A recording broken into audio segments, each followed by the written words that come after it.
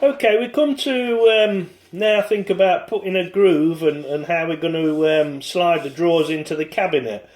The way I'm going to do that, I've given it a bit of thought, and I've come up with the idea of using a bit of brass rod I've obtained, 10mm by 2mm, and I'm going to put a groove in the back side of these drawer sides. Remember, earlier on we put the groove for the drawer bottom on that side, so I just wanted to point out, when we put this groove in the opposite side for the drawer runner, we just want to really focus on centering it in that bit of the material we've got left there. In other words, go from above that groove to the top and find the centre, and we'll run it sort of in there. Because if we think, oh, I'll just stick that groove in the centre on this side to balance it up, what we're going to do there is cut a groove very close to that one and find we've got a very weak spot in the drawer side. So bearing in mind, if we just take that little bit of material there and centre it, what it means, the drawer runner's probably going to end up somewhere like about that when it's in there, which will be absolutely fine, and it'll keep the strength on the drawer side for us, and hopefully everything will work right. So I'm going to do that using the spindle moulder. It's very similar to the router. We can use it for bigger operations. It's just that I've got a 2mm saw blade that I can use, which should make the groove ideally for that 2mm brass rod to slip into. So a spindle moulder is very similar to a router, but it's like a bigger operation really, and you can do a lot bigger jobs with it. But we'll set this up and we'll come back later on and show you how we're going to perform and cut that groove. Right, I've set my cutter at the back of here to the right height, and what I've done, I've clamped a bit of scrap plywood across the two fences here so that we've got a nice continuous flat surface to push along when we set the depth. I'm just going to switch the machine on so you get the idea and break through this fence with the blade, and then we can set the right depth. So I'll just do that to demonstrate.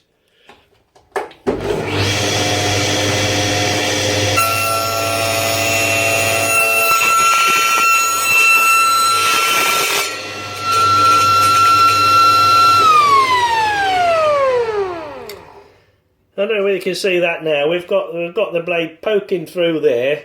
Obviously that's far too deep at the moment, but what we're going to do then, you see, is slide the workpiece across that cutter to create the groove, but we've got a nice support so that we can't sort of slip in and out and go too deep or have any accidents or whatever.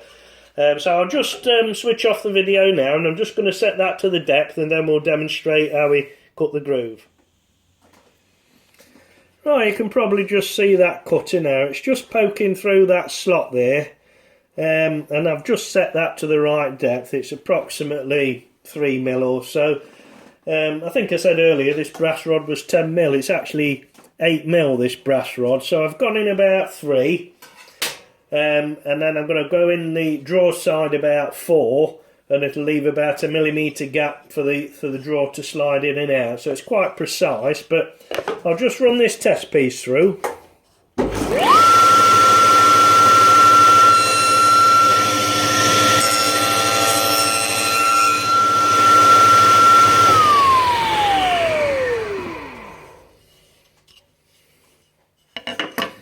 And then I'll come back in a sec, I'll get the brass rod and we'll just try that for size and see what we're looking like.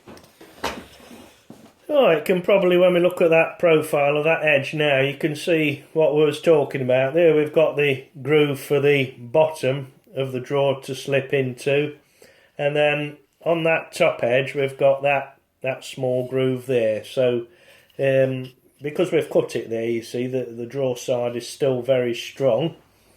Bit of brass rod then that we've got, that's just going to slip in there quite nicely. You can see it's just a tiny bit on the tight side, which is what we want, but that'll just, if I get a mallet just to demonstrate, we'll just tap in there quite nicely when we come to assemble it. So that's just a test piece to show you, but I'm going to do some of the sides now, and I'll get some of those done, and when we've done that we'll come back and show you how we're getting on. So yeah, I think that's going to work out quite well actually, and you can probably see now, you see we've got a nice runner there, and when we've made the cabinet we'll just groove out just a slightly broader groove, so there's room for movement in that one but not too much, and we'll find that drawer will just slip in and out quite nicely, and it'll all work really well and look quite professional. So yeah, pleased with that. Okay, catch you next time. Yeah, just one small point to remember as well.